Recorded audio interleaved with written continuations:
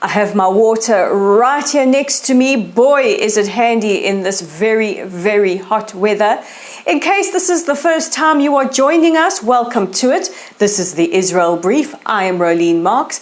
And with the help of these guys, Lay of the Land, we bring you those top stories making headlines in Israel that you might not hear in other parts of the world in the mainstream media. We bring that to you every Monday to Thursday.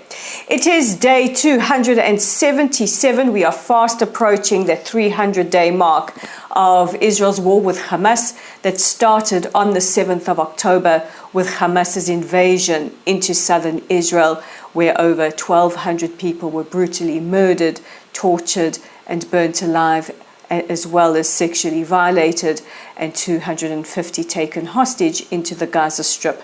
There are still 120 hostages that remain in captivity. We want them all home now.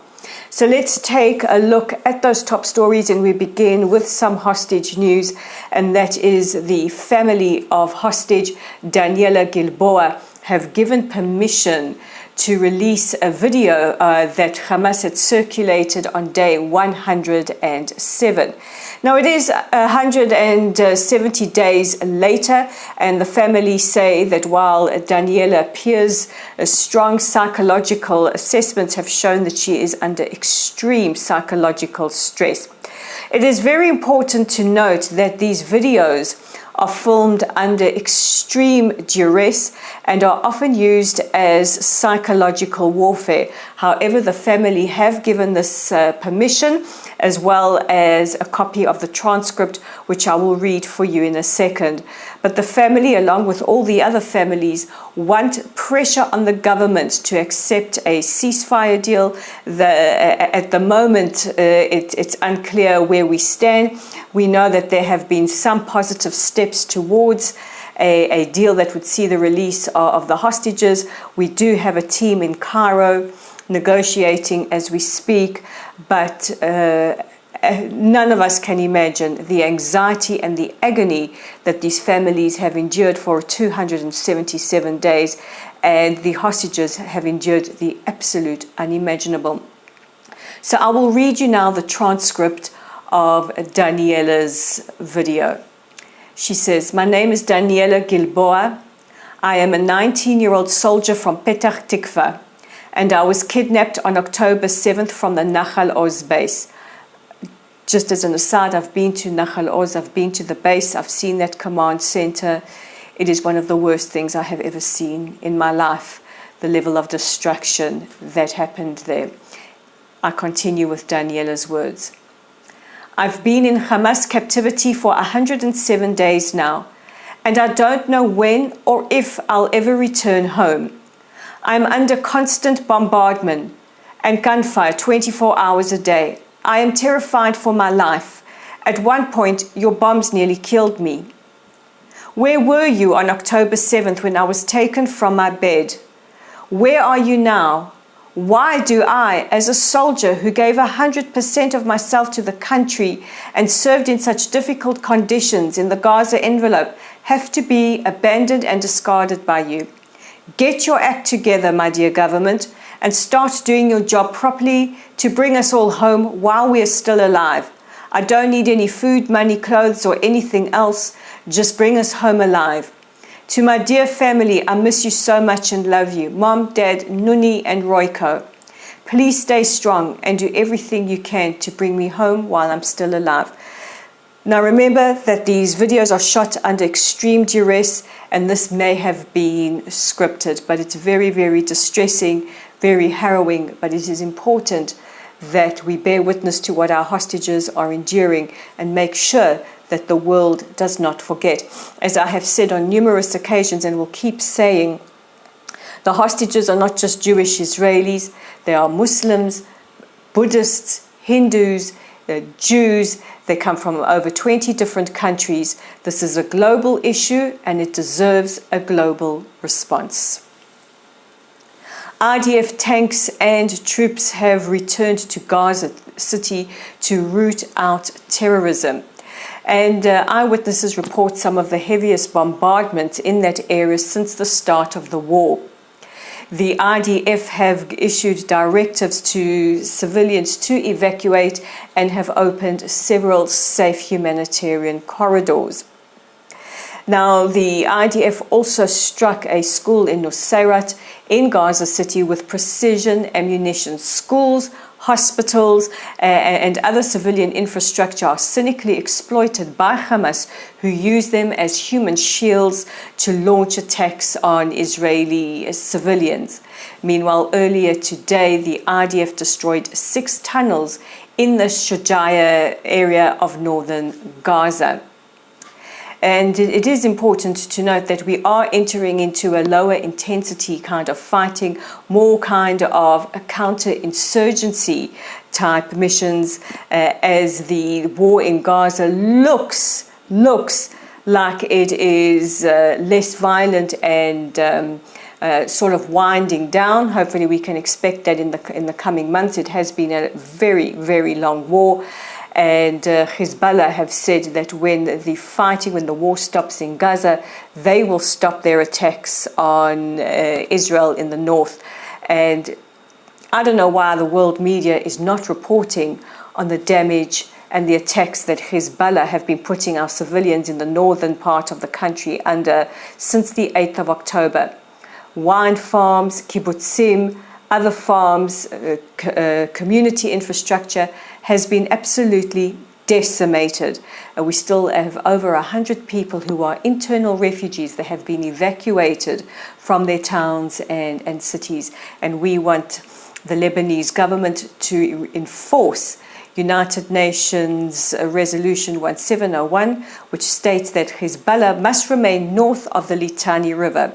As we have said repeatedly, they need to abide by Resolution 1701, or we will be forced to push them north of the Litani River.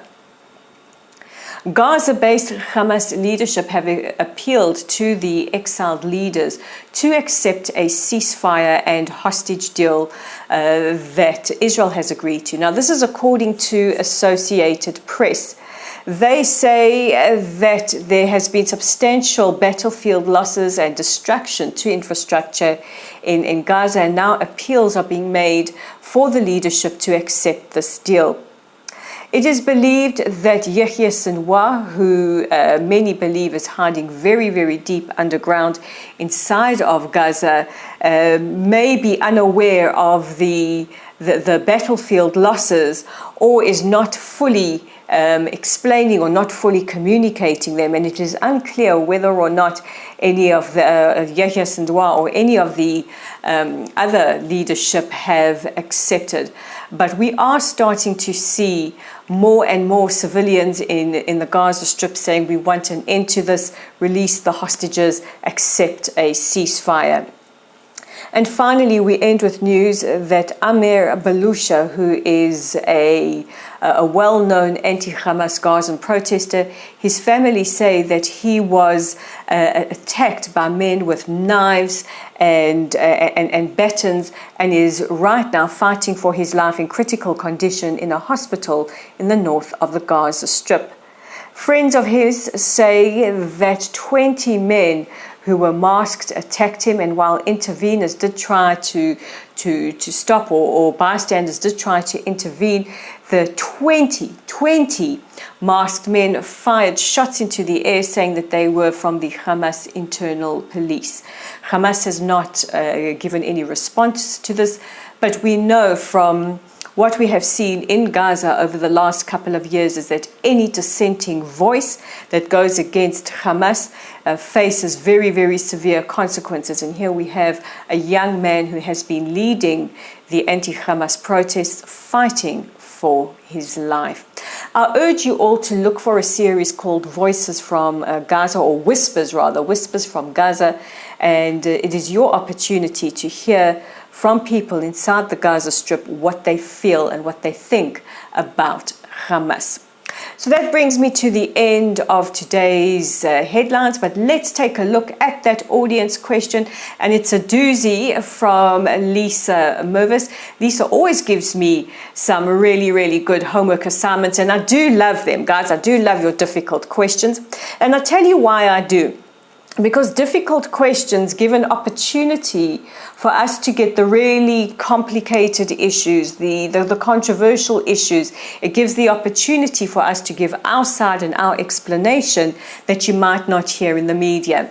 So Lisa wanted to know about the 2 Israelis who have been arrested for killing a Palestinian, or 2 Palestinians believed to be part of the Nukba forces on the 7th of October.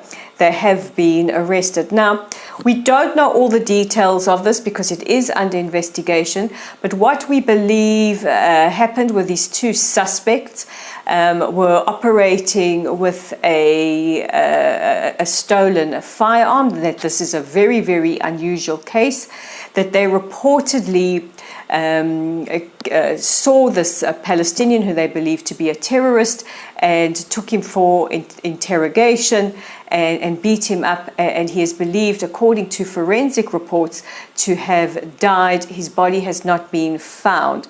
Now, we don't have all the circumstances around this, but what is important to note is that Israel is a democracy, and we have rule of law and due process. And if there are terrorist suspects, it's not up to civilians to arrest or interrogate or to mete out justice.